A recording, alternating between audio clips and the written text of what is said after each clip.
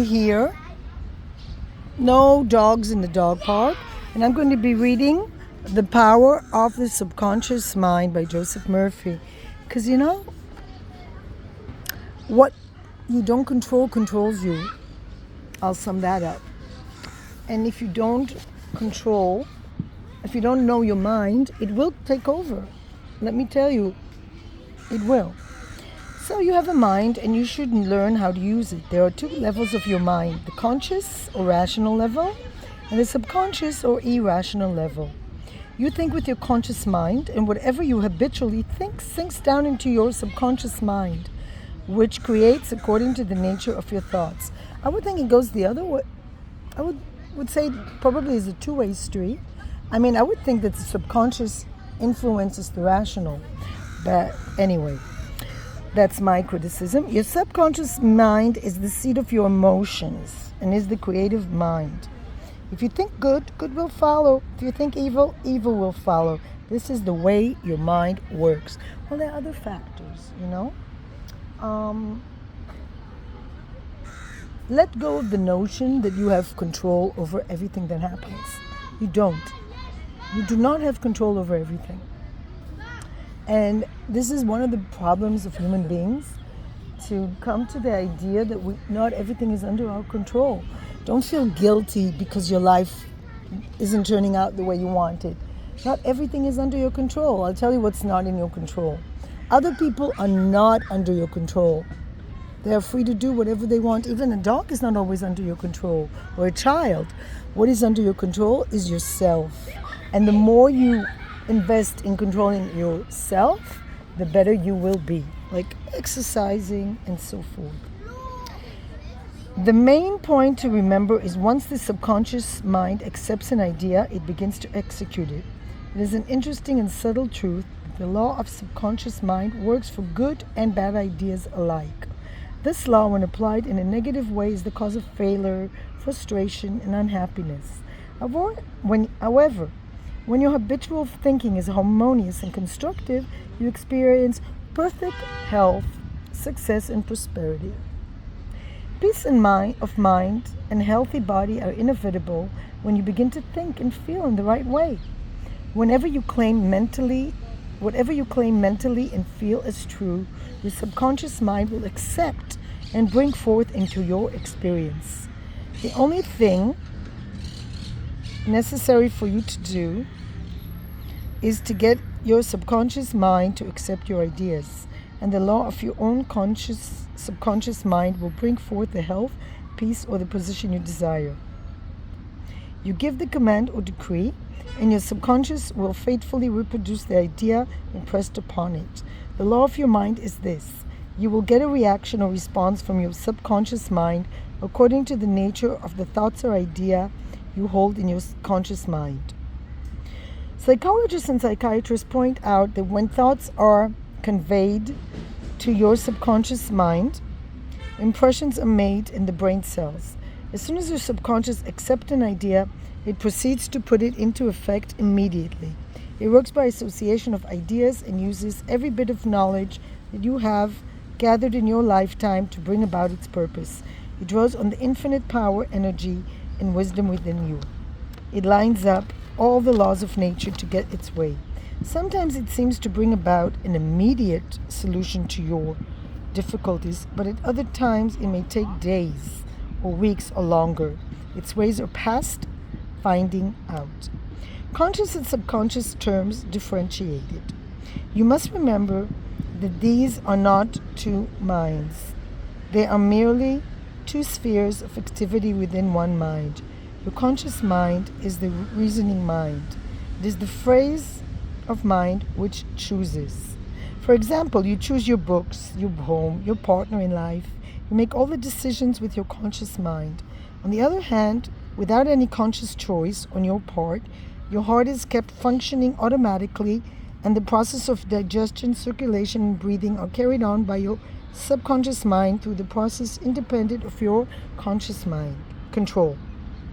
Your subconscious mind accepts what is impressed upon it, or whatever you consciously believe.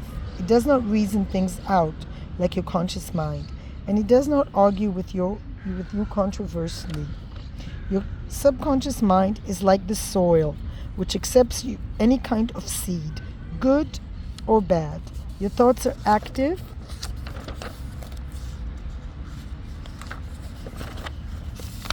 and might be likened into seeds. Negative, destructive thoughts continue to work negatively in your subconscious mind, and in time will come forth into outer experiences which correspond with them. Remember, your subconscious mind does not engage in providing whether your thoughts are good or bad, true or false, but responds accordingly to the nature of your thoughts or suggestions. For example, if you consciously assume something is true, even though it may not be true, your subconscious will accept it as true and proceed to bring about results which must necessarily follow because you consciously assumed it to be true.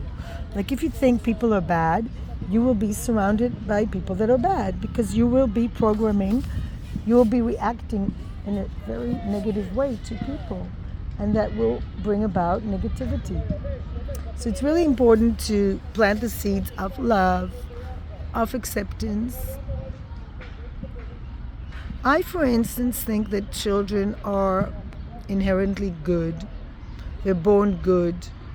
And I think that life programs them otherwise. I think we're all born very good. And then I see children and they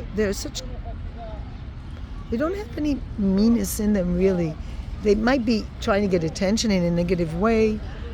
Some children rarely are not nice to other children, and it might be genetic as well. But these are the exceptions. Most children just want to be loved. They want to love and be loved. And then they grow up, and the society teaches them that money is more important than people. And that's the tragedy of human beings, that they really are in the control of certain programming that society programs them. For some reason, some experiences make them think that if they have enough money, they will be very, very happy. And the truth is that the most miserable people on this planet are wealthy people. You can see the example of the people in California whose houses were burned down, and they are devastated because their whole life, their status was around, oh, I'm a wealthy person, I have a lot. And now all of a sudden, there's no house with a swimming pool, and they have to recreate themselves. And actually, in their case, something bad probably contributes to something good, that they're going on a spiritual voyage, maybe, hopefully.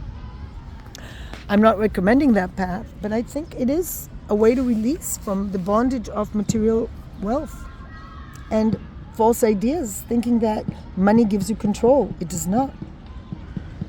Very wealthy people had no control over the fires. And actually the ones who had control, a very bad control, is the homeless person they caught setting fire to homes and trees. And it's really terrible that somebody who has no control in life, a person has no money, no home, has so much control. And that's what crime does. In crime, people that have no control think that they can do bad things to other people that have more control than them and have a false sense of control. This is the idea of murder, theft. You steal something from someone and you have feeling of control, but you really don't. So what if you took away their property? It still doesn't make you happy. It still won't make you in control of your life, because the more money you have, the more the deep hole in your soul will grow, wanting more and more. This is how greed works. The more you feel you're entitled, the more you'll feel you're entitled.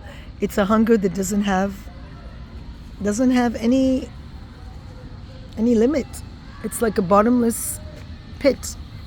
That's how greed works. But if you give, if you're a generous, good person, it's also a bottomless pit. You'll find so much goodness. You'll find so much kindness. The more you are kind, the more you will be kind. Anyway, have a good day. Thank you for listening to my reading from the Power of Subconscious Mind. And remember, You really don't have control over that many things, but learn to differentiate what you have control over and what you don't. You can control your thoughts. You cannot control other people, but you can control your behaviors towards other people.